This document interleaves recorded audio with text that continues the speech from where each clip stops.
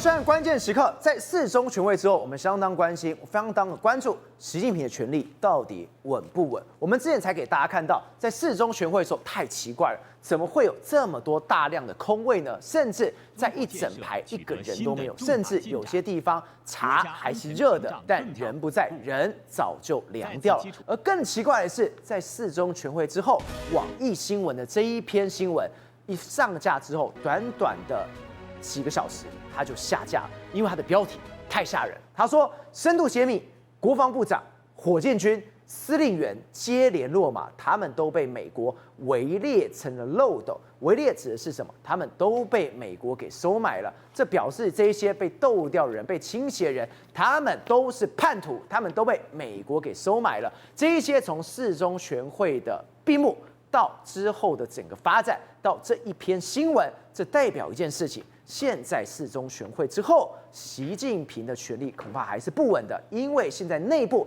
还在进行一波大清扫。在这个四中全会之后呢，原本我们都认为说，习近平应该是稳如泰山啊。不过你看，昨天我们讲到《华尔街日报》不是报道说，他这一次的四中全会有大量的这个空位啊，很多的中央委员都没有来，缺席比例是1970年以来最高，对不对？所以大家觉得，中共高层怪怪的，是不是还有在斗争的这个迹象？候补的人选是谁都补不上去。但今天呢，军方呢倒是出现了两个诡异的现象，一个就是我们不是在讲吗？张升民对刚升任这个军委副主席的，照理说，你刚升官的时候，下面人拍你马屁都来不及了，就没想到重要的这个会议，重要出现镜头的画面，你居然没有出现。隔一天的四中全会，你就没有你的画面了。大家觉得怪怪，这是怎么一回事？好，那第二个怪异是什么呢？我们要过去一段时间呢，这习近平呢安插了非常多人马到军中去，这个等于是变成来什么？他的总管在负责管理这个军队了，就没想到有一个叫做钟少军呢，这个人呢可以说是从他在地方大官的时候就跟着他身边，就没想到这个人呢，这个人是他派驻在军东里面的一个非常重要的人士，就没想到他居然间就不见了。好，这个不见来说就引起大家的关注，连这个习近平在军中最重要的3个这个总管都不见了，其中1个都不见了。好，那为什么我们讲到这个呢？因为今天呢，在中国网络上有一个文章引起大家的热论，就是这篇文章，网易新闻的文章，深度揭秘国防部长、火箭军司令员接连落马，他们都被美国围猎成了漏斗。他这里面的文章呢是讲什么？就说你看，我们这一次不是开除了非常多人嘛，有国防部长、火箭军司令员一大堆，然后还有之前的一大堆。他说他们都被美国收买了。变成是漏斗。你刚提到，习近平在军中的亲信哦，一个个是被拔掉。现在没有想到，3大总管，这就是总管，对，表示说他已经跟习近平非常非常近，结果他就悄悄的，他就被免职了。对，还有这么太离奇的事情。对，好，我们刚才不是讲钟少军吗？好，那我们先跟大家介绍一下钟少军到底是什么人物。第一个。他跟着当了这个习近平当了这个军委主席13年的时候，他就跟着习近平11年。他从浙江到上海到北京，他一直是习近平的贴身秘书，时间长达18年。18年的贴身秘书。2006年的时候，习当这个省委书记的时候，他就是习的秘书，然后带到上海，然后一直当到中央的时候，习升任中央总书记之后，他当到北京，担任中央办公厅的副局长，然后正级秘书，一直到中办兼研调室的这个政治组的组长。我们就讲，这样最靠近习近平的是什么？中央办公厅嘛。对，中央办公厅就是习近平非常重要的这个人物，所以你看，他后来又等中央军委会的办公厅的副主任兼中央军委会主席的办公室主任，我们就跟他讲。中央军委的办公厅跟办公室，这些都是习近平身边，所以他等于是他的贴身秘书。所以也难怪每一次他有镜头被拍到的时候，你看他这么 free， 对，当有人坐姿这样做的，对，不好意思哦，我习近平的人，我跟了18年，怎么样？可以这样享受这么高权力的感觉，没有人可以动得了他的。对，为什么？因为钟少军是习近平的贴身之中的贴身，对不对？然后甚至还做什么呢？2022年的10月，这个习近平呢亲自把关，把他被选举为所谓20届的中央，所以他现在是中央委员呢。然后还兼任这个很多重要的职位。好，你看他有军阶，对不对？他有军阶，对不对？可是照我跟你讲，他根本就不是军方出身的，他本职学人是学嘛，他是最早是学相关的统计，这个跟电脑相关，后来还念的这个心理学，但是因为他没有军方的背景，所以你看他过去都是担任这个办公室相关的。那后来呢，因为习近平要安插人到军中嘛，所以你看他其实你看他的身材其实也是胖胖的嘛，他坐也没坐姿嘛，对，你看之前这次照片是新加坡的国防部的常任秘书，他去访问北京的时候，当时跟钟少军见面，那钟少军当时时是国防大学的这个政委，当时见面的时候，那当时很多中国网友就说，哎呦，你怎么这么胖？然后他说，人家好歹也是这个新加坡的高官，你怎么这样做？你也太 free 了吧，你太随便了嘛。好，那为什么我们说他出问题了？原来呢，这是啥？这是中华人民共和国驻朝鲜的大使馆。这个发了一个新闻才知道，为什么呢？因为这个他说中国人民志愿军的这个抗美援朝出国作战75周年的纪念大会的时候，他说由国防大学的政委夏志和中将来这个率领。哈，那为什么说你看8月的时候，他的国防大学的政委是钟少军，就不见了，原来是变成夏志和，大家还觉得奇怪。那原本是钟少军，那为什么变成是夏志和？8月到10月换人，对，其中还经过了这个4中全会，对，是你人就不见了，对，你又是习近平的亲信，你跟着他18年，对，你说拔就拔，对，那人到哪里去了？大家不知道。我就说，这是习近平在军中也非常重要的，算是帮他把关人事的，他直接这个下达这个命令的。好，还有谁呢？还有另外一个就是这个所谓方永祥，就是这一位哈。方永祥为什么呢？因为方永祥过去一段时间，他也是这个习近平非常重要的人物，而且他是苗华的下属，所以等于苗华下面就是方永祥。最近也不见了。好，那除了这个方永祥，除了这个钟少军之外，还有另外一个叫秦生祥。秦生祥也是一样，秦生祥我们知道，事实上他是接替谁的工作？原本的这个苗华被调到中央去之后，他就接替苗华的工作，所以苗华在军中负责什么？海军的这个政治工作，所以等于是我要掌管海军的这个政战体系，就是我们台湾叫政战体系啊，就是由秦生祥来担任。就没想到他居然在7月31号的时候，中国这个建军98年的时候，他就已经不见了。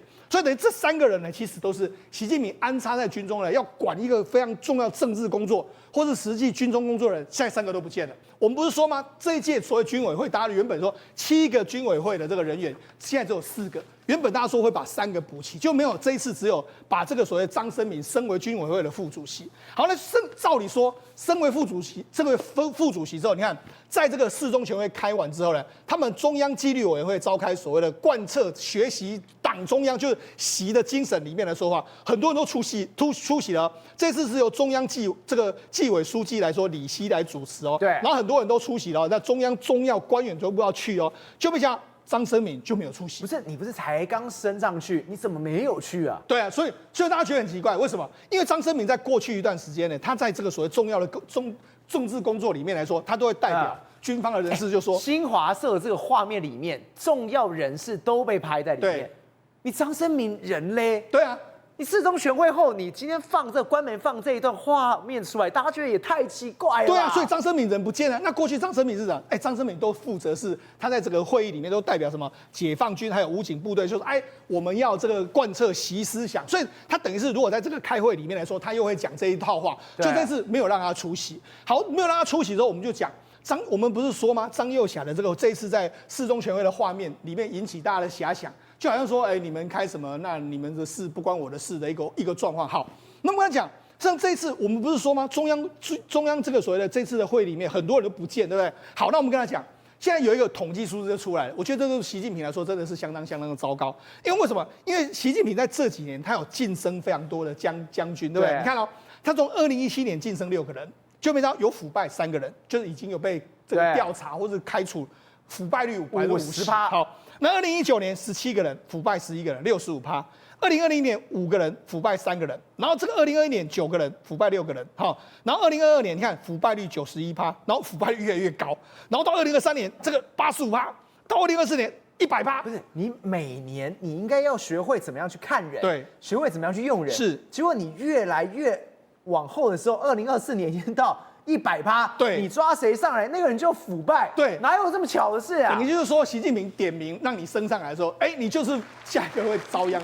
比如张兆和，你今天升了，就没想到张兆和下一个你不要升我，对，你升我就会遭殃。但是问题他们都还是要升啊，因为为什么？因为你被升的时候，才有可能会人家收买你嘛。所以你看，事实上很多人就质疑你习近平的视野眼光。那你这样的军队到底能不能打？因为有那么多腐败率的这个状况下，就丢出这篇文章嘛。我们刚才讨论的这个文章嘛，对。这个文章很可怕。你看这个标题，什么叫围猎？你是被收买？对，被收买更直白讲什么？是这些人都被美国给渗透了。对，好，天哪，听到头皮发麻。这是高官吗？好，那这为什么？我们刚不是说吗？很多人被调查贪污腐败，那到底是什么局面？是让我们看到中共的这个所谓他们的这个书面报道都很简单，要么都说你们团伙犯罪啦，然后贪污腐败，那涉嫌重大，但他没有把这个案情讲得很清楚哦。但他在这篇文章里面，他把案情讲到清楚到非常非常的仔细，所以来说这个内容从哪里来？好，我们现在来仔细看，他就说不是打老虎，而是打龙。毕竟掌管的是这个雷霆万军的火箭军，然后就这样，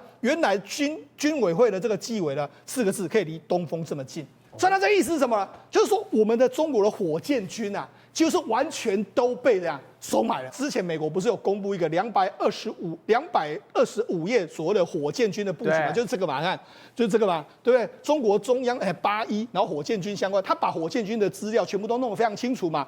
它里面包括说什么6个这个基地番号啦、诸元啊、导弹数量，还有什么绝密文件都很精准，它都不会超过3%的误差率。然后还列出什么合作名单啊，包括解放军的这个现役人员啊，编号 R1 到 R8，对。然后其中他说 R3、R5分别对应已被判刑的张振中、魏凤和。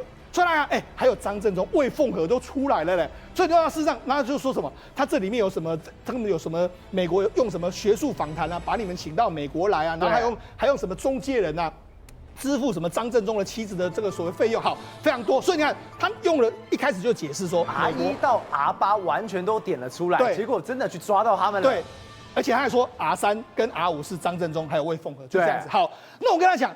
这个我们之前曾经跟大家讨论过这个文件嘛，这个文件里面来说点出了火箭军的这个包括说什么东风飞弹哪里都非常准嘛，发射井都很准嘛。那好，这为什么美国会完全知道？他现在就直接跟你讲故事内容，讲给你听。重点来了一个人物，就是魏凤和嘛。魏凤和曾经他也担任火箭军的司令啊，而且他是2018年到2023年的国防部部长，管国防的。对，好，那你看他怎样？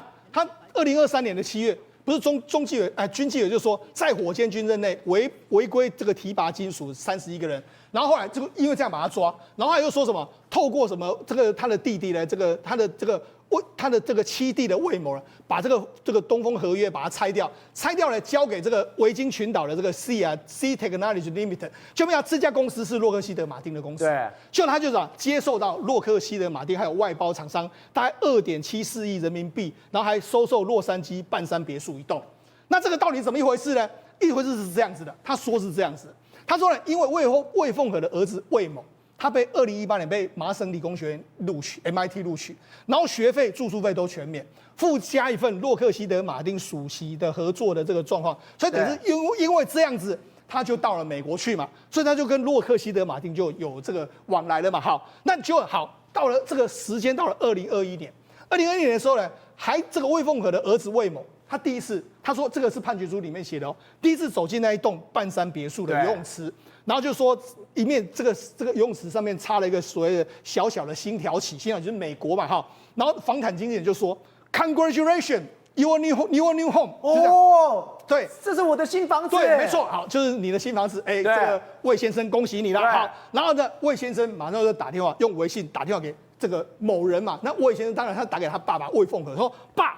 房子到手了，那套类比训练软体的这个原始程式码是不是可以寄出了？不是，这也是太天兵的儿子吧？你打电话就已经够危险，你还传微信的语音，对，语音是我们平常用赖那个语音哦。对，他说爸，房子到手了，是类比训练软体原始程式码可不可以寄出？对，我的天哪！对啊，搞不好这个微信我们知道中国可以监控嘛，所以你这个被抓是刚刚好啊，对，你应该用一些比较机密，至少用个这个所谓 Telegram 或者什么之类哈。那么语音这个还诡异啊，然后语音被 FBI， 所以也难怪你传这一段语音果然被截了。对，然后透过外交的这个管道送回中国，成为法庭播放的一段录音。所以但是这真是 FBI 吗？搞不好不是，搞不好就是中国自己收集的，他们就说是 FBI。好，那我想这个魏凤和原来他的儿子还收了一个半山别墅，要变成是美国人了啊！这个当然一定要被抓。好，另外一个重点人物又来了，李尚福嘛，我们刚才不是说吗？他这个故事是有2个国防部长、2个上将。魏凤和倒了之后，李尚福接上去。那李尚福也是一样啊，他担任这个军备的这个发展部的部长，其实这个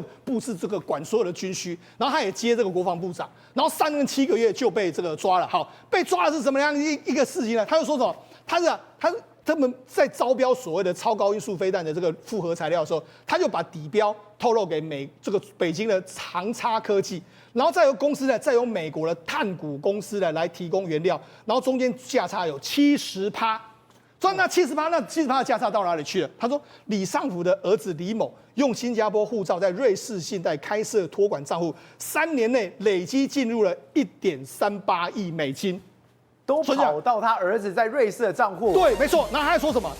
恶行重大。他都知道他被调查之后，他还跟美国的代表说：“赶快把这些所谓加密硬碟的这个东西，把它转移这样的状况，就通报。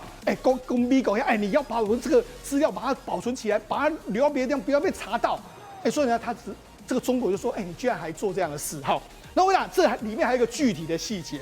他说什么？在2019年的时候，在北京航太桥附近的茶馆，李尚福有个白手套，他就是在这个装备部的参谋杨某，然后见了美国华裔叫黄某，然后杨某就把招标硬碟丢给你，然后给这个所谓的就桌上就这样哈，然后里面有3份标底，然后这个200万美金一份不还价，不给喊价的，对，所以就是这样。你看这个2019年，这是2020年的事情，然后在2019年，然后这个黄某马上就把这个就说，好。这个杨先生，我跟你讲，我马上就登录所谓的瑞士银行，然后瑞士银行的时候就说，你给我你的账户，给我你的账户之后，我马上就转账。你看转账就是说 ，banner 这个所谓马上就 LI 某信托，然后 amount 这个所谓金额是多少，然后就 USTD 就美金600万元，因为有3份嘛，3份，然后一份是200万美金嘛，不还价，所以就给你600万美金，马上就打进了你的账户里面。所以这就是这样，所以我跟他讲，这告诉你什么？告诉你现在中国的网络上面流传的就是，这些官员他们到底干了什么好事？所以为什么他们一定要倒台？我们刚才不是说这个张振中吗？张振中就是 R3。好，那 R3这个张振中，他在2023年的时候呢，他才被这个抓，他被落马。但是呢，他在2014年到2017年的时候，他担任火箭军的司令员。好，那他做了什么事呢？具体这样，他说判决显示，判决显示什么意思呢？他这个文章里面是说，我们拿到法院的判决书，或是我们中央纪委调查之后的最后的文件给你看。这一定是绝密文件嘛，对不对？中国不会让你看这些东西，它不像我们台湾会把很多司法判决弄到网络上，不会。好，他说什么？2015年呢，把东风26的某批次的这个航片这个晶片的合同给北京的这个一个公司，然后该公司的幕后股东是美方。然后美方来说，所以他等于是把这个晶片的合同弄给美方，然后美方他收汇多少？1.17亿人民币加纽约曼哈顿的一套价值850万元的公寓，哇，这样一个状况。然后他还说什么？他这个导致什么？导致我军呢新型导弹的早期故障率升高3.6倍。你拿了这些钱，然后你的故障率反而升上了3.6倍。对，那就是因为叛国了。对，那就是因为你弄了一个烂的嘛。好，那后来。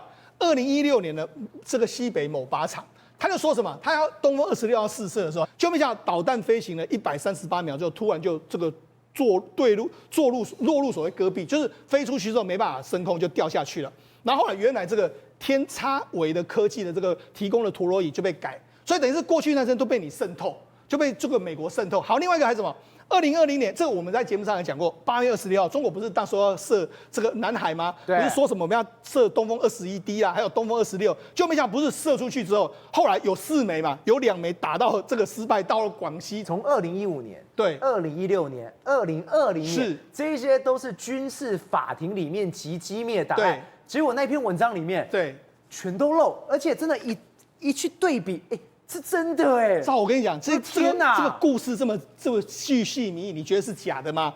这个你拿了多少钱，买了多少的公寓，在哪里都知道。好，那另外一个是谁？周亚宁。好，周亚宁是什么呢？他说他在半人远，在其他保定的在他的这个其保定的地下室，他在保定那个地方发现金条328公斤。好，然后有1960年代的这个所谓的茅台78箱，然后用防潮箱装了58份的绝密的档案，还有涉嫌火箭军2025年全部的火力计划。那为什么会查到这个东西呢？这很可怕，是绝密。你说绝密已经够机密了，是绝密对，就是非常机密中间的机密。然后周自己在这个跟法院说金条是老美带我保管的啦，说什么将来会送到这个我孙子去这个美国读书用的一个状况。所以你看。原来大家都是这样 A 的一塌糊涂，你看这都是火箭军的高原呢。好，那我就讲，那谁会丢出这个文件出来？所以我就跟你说，这一定是有心人士所为。不论是说要打击习近平，说你看的人这个眼光多差，还是真的是中国的这个军队是腐败的无法想象的状况对。但是无论如何，都证明一件事：中国解放军到底你的战力如何？从你这么腐败的这个状况来看的话，其实外界呢可能呢要对你的战力大打折扣。宇轩，这样一路看下来，现在中国官场，我们以为四中全会之后没事没事，没想到现在越斗越凶。这一篇文章真的让我们大开眼界之外，现在怕是什么？如果你习近平突然出了什么事情，突然被斗的话，他如果想要怎么样的话，那是最危险的时候，他可能会放手一搏，可能拼了。你看到现在就怕这件事情会发生。国安局今天特别说出了一个秘密，他说什么？现在美国同盟4个月已经要连办15场军演，而且都在印太这里。为什么？如果你今天习近平突然有发生什么事情，真的要打来了，那真的疯了，那很危险的。美国现在呢不怕中国站上谈判桌，最怕什么呢？谈一谈，你突然间给我翻桌，突然压起来了。对，所以为了怕这个桌子被你翻起来，这是在桌上放很多的筹码，而且这筹码就是一场一场又一场的军演。其实，在整个印太地区，连续这一阵子以来，竟然有高达15场的军演，包括美国、包括日本、包括韩国、包括菲律宾、包括澳洲，以及包括台湾在内，甚至英国、法国、加拿大、荷兰，全部都加入在里面。对，大家还记不记得我们那时候正在汉光41号军演，对不对？但是与此同时，美国有什么？有坚定力量太平洋。也在演练，而且这个坚定力量太平洋里面最害怕、最令人震惊的是有所谓的太空军。很多人说宇轩，这太空军是什么呢？难不成是什么雷射轨道炮吗？你还真的没讲错，赵和。美国的太空军真的有定向雷射这个指标，他的做法呢，就是说我今天利用太空军，我把一些呢在太空层次上，包括低轨卫星，以及包括的所谓的监控，以及对于洲际导弹的拦截能力呢，在中层呢，我以及呢在加速期，我就可以把它拦截下来。所以换言之，它这个是我们讲天眼之中的天眼。对，它等于说这个系统是配合着台湾的汉光演习，一同正在演练。而且护身军刀这个我们已经讲很多遍了，护身军刀也是一样。而这几场演练来，我把各位数下来哈，从7月7号开始，对，一路到10月20号来，造了这么多场。雷霆对抗、坚定力量、护身军刀、高轨行动、海浪演习，哇，一大堆。对，而且你看哦，念不完了啦。你知道最重要是什么吗？美国，全部都是美国，都是美国带领的。美国是主菜啊，其他的配什么？有些配菜配日本、韩国啦，有些配菲律宾啦，有些配澳洲啦，有些配法国啦，有些配日本啦。所以等于就是说，你今天只要敢动雷池一步，10几个国家我们都准备好了。但为什么他们这么害怕？因为大家想说，习近平现在是他最大胆的时候。这是《经济学人》说的哦，这不是我们说的哦。他说，习近平正处于他最为大胆、最为放言无忌的状态哦。他是这样形容习近平的哦。因为他们最近在分析哈，我们做文本分析的哦，我们社会学很喜欢做这种文本分析。那2013年以来呢，他有14000多篇演讲，对，而且发现他最近的越来越多。人民日报有没有直接开始把它每段话一篇的。全部把它记录在边上。习近平任中共中央总书记、中央军委会主席，党得20届一中全会，产生中央领导的机构。开始每一篇都这样子。他从资料库里面总计2000万字，对，慢慢给你对，慢慢给你对。我说没有，现在这一刻是习近平最鲁莽的时刻。对，因为他们从这2000万字里面发现说，最近的发言不止频率增加，而且越来越狂，撸来撸拱。所以你有没有发现，习近平都不讲什么了，开始不讲说。关心哦，他不关心人民了哦。对于一些什么基层老百姓啊，其他的国家关心，他也不尝试理解了。我想理解这个让我吓坏了。本来2013年讲20次，就到2025年呢讲可能只有2-3次而已。然后呢，观点这个也开始在下降，也没有观点了。希望这个吓死了，他不讲希望了，没有讲希望吗？对啊。2013年甚至还有到45次。对啊。2025年不到15次了。对啊，而且没有希望了。你知道其实还有被省略更多的是什么吗？努力。以及奋斗，他不跟你玩这一套了啦，跟你讲是什么努力跟奋斗，他不讲了，因为为什么？现在是他政治生涯的高峰了，对，他觉得自己已经登顶了，好不好？我们皇位已经坐稳了，所以他跟你讲说捍卫、维稳啊，都跟你讲相关的字词，甚至我们讲以前会讲的反思跟自省，你不用再想了，习近平绝对不再讲这2个字，所以他们从文本分析发现说，他从以前叫做我们讲还在成长当中，慢慢的探索型的领导人，但现在已经变成自信的掌舵人，只不过这个掌舵人有点疯狂嘛，他有可能拿着自己的船头对人家撞啊，所以当你这样看到这个情势的时候，为什么这个网子要越扩越大？我看到这个场景的时候，我跟你讲，川普绝对知道。来，这个人是谁？我们最近一直提到他，高市早苗嘛，对不对？那你知道早苗跟川普同台不稀奇，但是他们布上的东西很稀奇，因为他们布上的是美国的我们讲的华盛顿号，所以这是日本罕见少数首相竟然说哦，两国会面可以到海军陆战队，而且到这个航空母舰，你看哦。美国海军的横须贺基地，而且是呢用专用直升机海军陆战队1号，然后带他呢走上了美国的航空母舰华盛顿，代表说两个国家之间的那个战略意义以及呢彼此的紧密程度已经过往完全不一样。而且你知道吗？早苗还送大礼哈，不是说要讲什么80兆日元，他直接跟你讲说我们国防 GDP 也会再提升到2%。但各位2%够不够呢？不够，因为美国国内跟你讲说要到3.5%。所以当你踏上了这个航空母舰的台阶，一步一步的时候，你的国防 GDP 也要一步一步的拉高。而且川普还说，哎呀，我特别感谢他哦，购买我们的国防装备，而且还你侬我侬，跟他讲说，安倍看到你这样会以你为豪啦，很欣慰啦。你知道他们在静冈在干嘛吗？射火箭。打海马斯火箭，在富士山旁边射海马斯。对，我跟你讲，这个为什么罕见在这边？以前在北海道是有打过，但从来没有在本州，也就是日本最大的这个岛打过。那日本最大的这个本州呢，而且又是富士山具有代表性，而且它一连发了12发。所以你看啊，这也是《华尔街日报》做的这个报道。他说，中国跟美国对于台湾跟 AR 引发一个全球的复合危机，因为中国的想定很简单，2027年是一个它迫在眉梢要取得的点。换言之，他今天如果要取得 AI， 不管你是任何一个国家，你一定要取得谁？台湾嘛。但如果说今天台湾呢跟美国是全方面的靠拢，因为美国当然希望说台积电可以取得对它的控制能力。今天你没晶片，你 AI 就玩完了。对。控制能力越高越好，所以到他们一直讲说什么啊，什么 40% 要把整个台积电呢，我们讲搬到美国去哦，产线呢他们要有我们讲越多越好。他那个目的不是在于说要把台湾架空，而是在于说他要把台湾跟台积电呢紧紧的跟美国牢在一起。但对于中国来讲，绝对是2号嘛啊！我以后要做军事层次的用途，我以后要做 AI 层次的用途，结果我全部都要看你美国脸色，所以他反而会激化他什么？激化他说他也我们讲对台湾的想要控制的这样一个野心。所以他们讲说，当美国跟中国呢对于台湾这些晶片哦越来越大的需求，以及呢这些没办法承担的高额代价，也就是说，我今天美国拿到了，你中国要付我们讲的你付不出来的代价；中国拿到了，美国付不出来的代价，反而变成是什么？来，这个就是所谓的 AI 的一个资本支出，你有没有看？水涨2018到2025年差了这么多，对，所以我讲他的意思就是其实讲白了就一句话啦，谁哦丢掉台积电，谁在 AI 战争哦就会输。而换言之，你如果反过头来说，美国如果想要无限制的取得台积电的晶片，取得台湾的晶片，势必得保下台湾这块宝土。瑞哥，我们刚才提到，美国的渗透也太可怕了，竟然可以把这些高官给渗透掉。结果没想到是美国更可怕的是什么？围堵。我们都知道。中国一直说我是 C919，我今年要出多少30架，结果我要突破你的封锁啊，结果出大事了，你10月到现在多少架？7架，你只有7架。那么事实上最严重的问题不是在于这个 C919啊，本来要卖30架，只能出7架而已，为什么呢？因为呢，就在今年的这个相关的这个4月14号的时候呢，那么中共的这个最高领导人习近平到了越南去参访，那么带来了很多的诚意嘛，所以呢4天后，也就是4月18号的时候呢，当时越南的廉价航空越捷航空啊，就接收了相关有这个那个越捷航空跟这个成都航空合作的 C909有2架就直接飞过来了。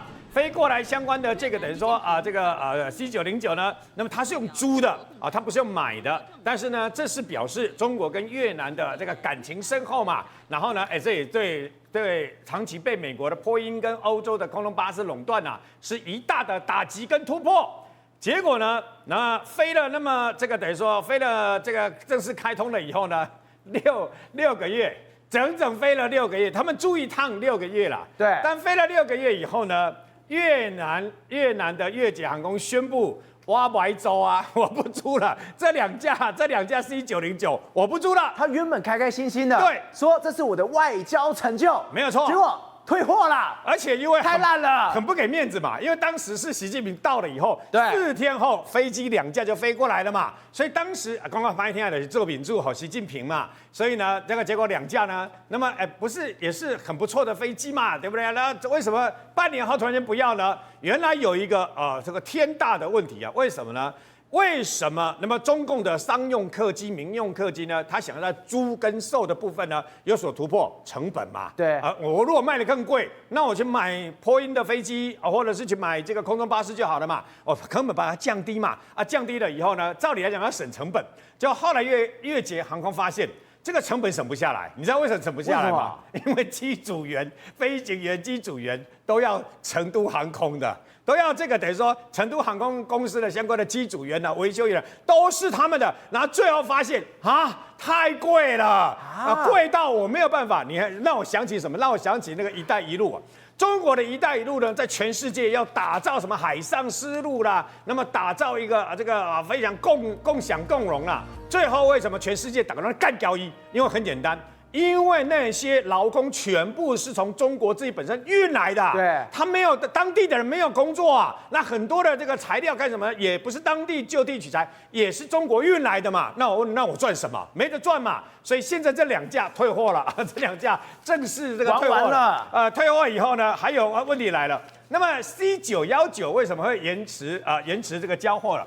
本来说那么要交付给这个，包括交付给这个中国航空公司的这个13架呢，到10月也只有交付这个7架。他本来是希望呢今年底以前交付30架，但是也只能交付7架，然后要另外卖给其他公司的全部都缺货，甚至于要交机要各交2家航空公司各交10架，到目前为止也都只各交1架而已。你不要忘记一件事。C919有个天大的问题，因为它号称是组装啦，然后哪里都中国制的，它的发动机引擎对，它的发动机事实上是法国的赛丰集团跟美国的奇异航太一起发展的。各位听清楚没有？美国的奇异航太，所以美国的奇异航太由美国政府的手伸进去为什么？因为很简单，手伸进去以后，今年的5月到7月。一个起重机，一个相关的那个发动机都没办法交货。对，为什么？我要掐着你的脖子嘛。发动机你要怎么飞？我掐着你的脖子嘛。你看，这个就是它的这个相关的威力嘛，就掐着脖子嘛。然后呢，也因为这样子延宕了嘛。但是你要知道中国的野心勃勃他们希望这个。C909 被退货 ，C919对不对交不出货，交不出飞机来。但是他们呢，C929、C939朝向说要完全这个等于说完全100%的这个自制率了。那我们就祝福他了。但是有一件事情倒是值得我们关注为什么？因为在前不久的这个相关的这个长春航空展上面那么歼20的这个战斗机中国的逆中战机一降落，好几个人冲上去，地面的维修人员当时是说。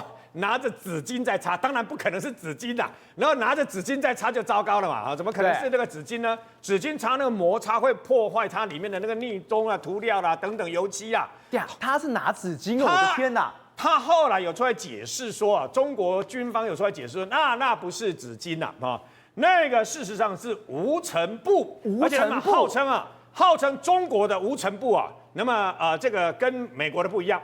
美国因为每次这个逆中战机要花费很大的成本，他们用无尘布这样涂一涂对吧？可以节省很低的这个成本可你要知道一件事，事实上呢，那么超和你知道那个我们所说的 F-35多久洗一次澡洗一次澡对吧？很简单。洗一次澡呢，大概平均大概1个月左右。什么意思？洗一次澡就把它那个外面的那个洗掉。像我们台湾第一个有这个自动的相关清洗飞机在屏东，那么大小飞机过去以后就直接洗澡，对不对？那个水不能是一般的水，你飞机只要飞出去，尤其是航空母舰有降落的话，为什么都在海上面？海上面是不是有盐巴？对，像我们在澎湖的天居部队那个IDF 对不对？它的清洗率要特别高，那个水不能用一般的水洗，一般的水里面有这个等于说矿物质有什么东西会磨损嘛，它用7成的逆渗透水，它要7成逆渗透水，要100%的干净。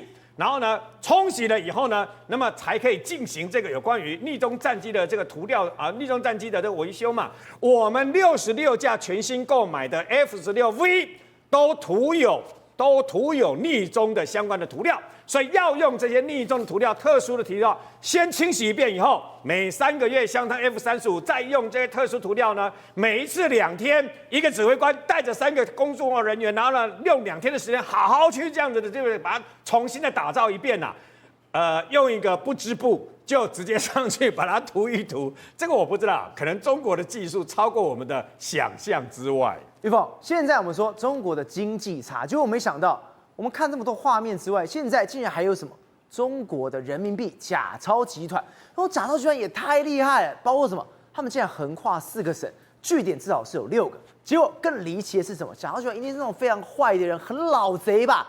没有人抓到了。都是00后的小年轻伙子。对，现在来讲的话，00后你就要想一件事情，大学毕业就变成失业。对，最近一次他们公布已经到了20几%的失业率了，后来就盖牌不让大家看了。那如果你赚不到钱怎么办？赚不到钱，我们以前想法说我们在找其他门路。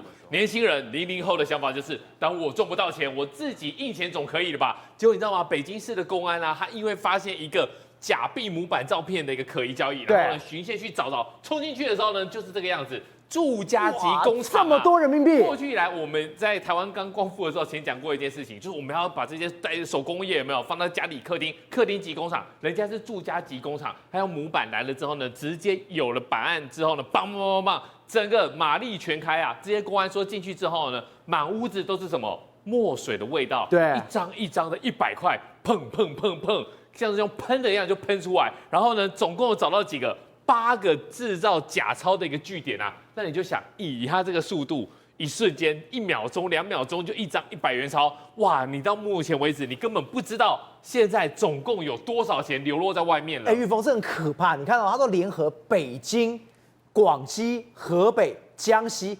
你在北京也有据点，在天子脚下印假钞的，对，太大胆了吧？所以他们根本就是一个团伙。那这个团伙怎么来的？你知道吗？这个团伙弄起来之后呢，涉案金额已经超过4万元了。你印了假钞，那你要把它变成真钞才有意义嘛？在台湾，很多人印了假钞之后呢，比如说玩具银行啊，还是什么搞笑银行啊，是在网络上卖。对他们来说的话，你知道吗？他们有很多不要脸的做法，尤其是他们找这些老大爷，北京13起，然后都是这样干的。对，你知道吗？他们去假装要去租房子，然后看房子的时候呢，看一看，跟老大爷讲没2句，然后套近关系之后呢，告诉老大爷说，我待会要去婚礼要随个份子，那我可不可以跟你换个钱？等到这些老大爷以为说啊，你可以来看房子，那你到底是怎么样？总是有钱的吧？那我就相信你。结果相信你之后呢，你知道吗？假钞，那假钞换走人家老大爷的真钞，这真的是很过分。这很可怕的一件事情是什么？他说今天冲进去有找到250万元，这代表还有之前这没有250万之外的钱早就到流入市面，也难怪他在北京呢，竟然可以这样干了13起。所以你现在来讲的话，你根本不知道他流到市面的总共是多少钱。那你就想嘛，为什么他们可以拿到那些模板？为什么他们可以买到那些特殊的纸张？为什么他们可以把这整套的印刷工具放到家里头？因为他们用什么虚拟货币来交易，虚拟币，所以你不用想说，哎呀，我要去从金流去查，人家直接钱包丢过去虚拟币，然后呢，东西就来了。你知道吗？先在境外找到这些软体，先告诉大家这个是坏的，不要学。然后呢，学习好造假的技术之后呢，化整为零，然后呢买这些设备，结果就这样子把你的家里或者偏远的你没有人住到的这些房子呢，就直接啪变成软币，变成假币的生产工厂。然后他们不止自己印哦，为什么会有8个据点？假贺到修本，还有一个重点啊，如果我自己印，是不是有点累？对，我自己印还要去销章，是不是有点累？如果我有下线，他们这假币变什么直销体系？我有下线，赵和哥，我来教你，然后呢，我来抽你的成，你再去教下一个。哇，那我这是老鼠会的概念经营呢，我就黄金会员啦、蓝钻会员啦，就一个一个弄下去啊。宏观取材，厘清真相，犀利精准，深入剖析，时刻掌握关键，新闻时事不漏接。老时段，新气象，我是钟浩和，关键时刻2.0，全新出击。